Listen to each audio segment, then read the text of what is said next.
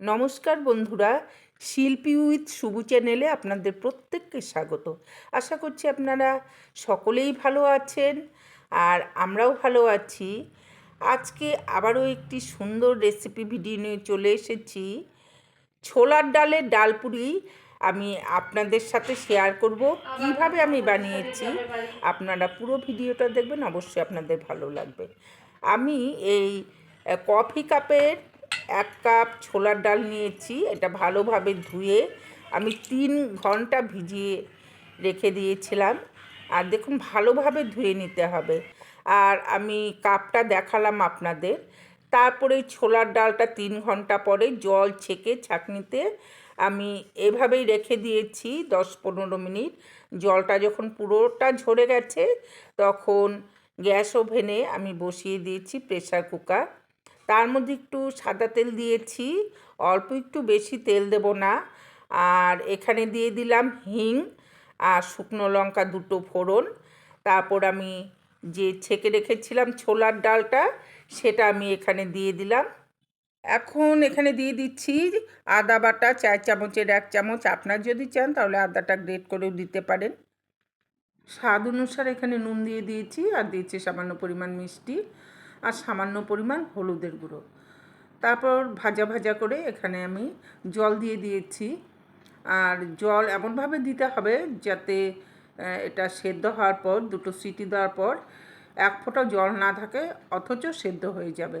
আর আমি এখানে জল দিয়েছি যে কাপ দিয়ে মেপে আমি ডাল নিয়েছিলাম 1 কাপ, সেই 1 কাপ পরিমাণ মতোই আমি এখানে জল দিয়েছি। তারপর এখানে 2টো আমি সিটি দিয়ে নিচ্ছি।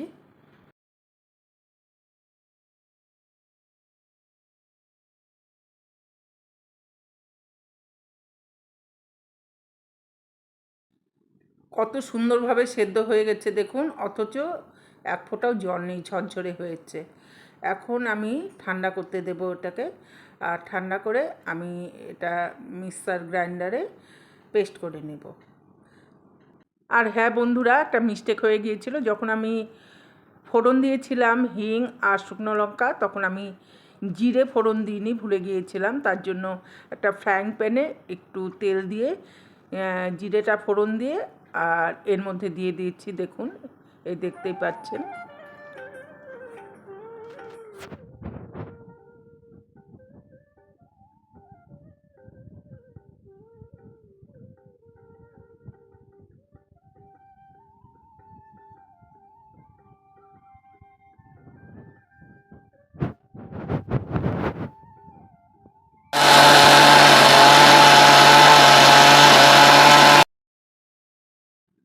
কত সুন্দরভাবে পেস্ট করে নিয়েছি দেখুন, একদমই দানা নেই এর ভেতরে, আর ঝরঝরে হয়েছে। আর যদি দানা থাকে তাহলে কিন্তু আপনারা যখন পুরি কিংবা পরোটা বানাতে যাবেন তখন কিন্তু ফুটো হয়ে যাবে, আর ভাজার সময় এর ভেতরে তেল ঢুকে যাবে আর খেতেও ভালো লাগবে না। এখন আমি তৈরি করে নিব ডাল পুরি বানানোর জন্য নরম তুলতুলে ডো। ডো তৈরি করার জন্য আমি এখানে নিয়েছি 3 চামচ পরিমাণ আটা আর ময়দা। হাফ আটা নিয়েছি আর হাফ নিয়েছি ময়দা। তার মধ্যে আমি দিয়ে দিয়েছি 3 চামচ পরিমাণ সাদা তেল আর 1 চামচ পরিমাণ জোয়ান আর 1 চামচ পরিমাণ চিনি আর স্বাদ অনুসারে দিয়েছি নুন। আটা ময়দার সাথে সমস্ত উপকরণগুলো আমি ভালোভাবে মিশিয়ে নিয়েছি। ডোটা আমি এখন তৈরি করে নিচ্ছি। তার জন্য আমি অল্প অল্প জল দিয়ে দেখুন সুন্দরভাবে মেখে নিচ্ছি। আর একবারে জল দিয়ে মাখবো না, অনেকক্ষণ মাখতে হবে অল্প অল্প জল দিয়ে।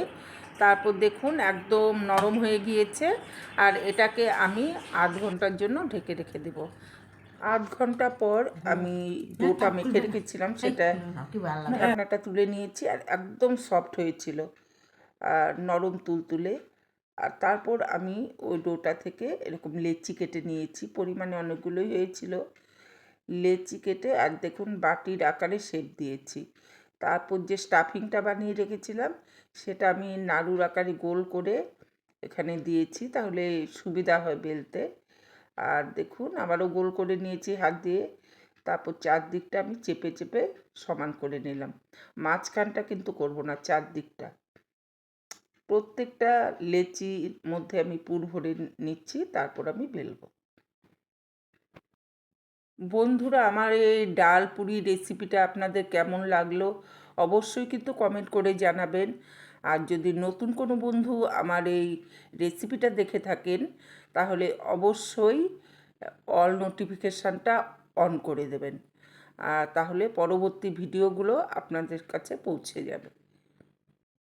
ডাল পুরি করার জন্য প্রত্যেকটা লেচি রেডি হয়ে গেছে পুর ভরা, আর এখন আমি বেলে ভেজে নেব।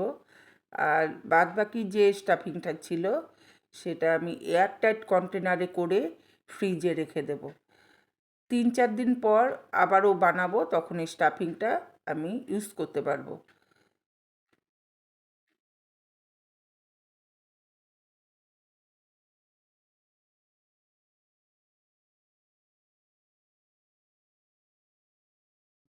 গ্যাস ওভেনটা অন করে আমি একটা কড়াই বসিয়ে দিয়েছি, আর যখন কড়াইটা খুব গরম হয়েছে তখন এখানে সাদা তেল দিয়েছি।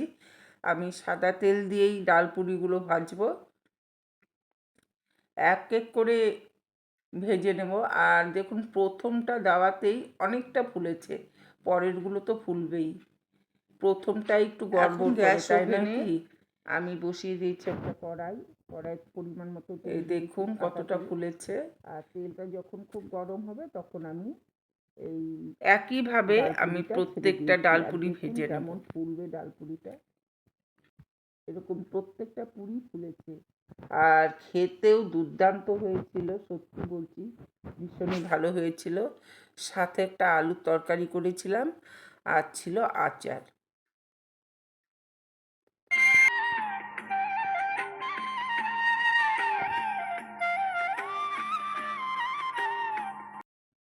প্রত্যেকটা ডালপুরি ভাজা হয়ে গেছে, এখন আমি পরিবেশন করব। আমি মেয়েকে দেব প্রথমে বেড়ে, আর সাথে আলুর তরকারি, আচার। আর আলুর তরকারিটা এতটা টেস্টি হয়েছিল, একদম কম হলুদে সাদা সাদা হয়েছি, অসাধারণ হয়েছিল সন্ধ্যের টিফিন। আর আলু পরোটা ডালপুরি কতটা ফুলেছিল সেটা আপনাদের আগে শেয়ার করা উচিত ছিল, আমি শেয়ার করিনি, আমি এখন শেয়ার করব। আর যদি ভিডিওটা ভালো লেগে থাকে তাহলে অবশ্যই লাইক কমেন্ট করে আমাকে কিন্তু জানাবেন, আর যদি পারেন তাহলে শেয়ার করে দেবেন। এই দেখুন কতটা ফুলেছিল, এই এখন দেখাচ্ছি। আর আমি তো আর পাকা ক্যামেরাম্যান নই, তার জন্য একটু ভুলভ্রান্তি হয়েছে, জানি, আপনারা মানিয়ে নেবেন। দেখা হবে পরবর্তী অন্য কোনো ভিডিওতে। ভালো থাকবেন।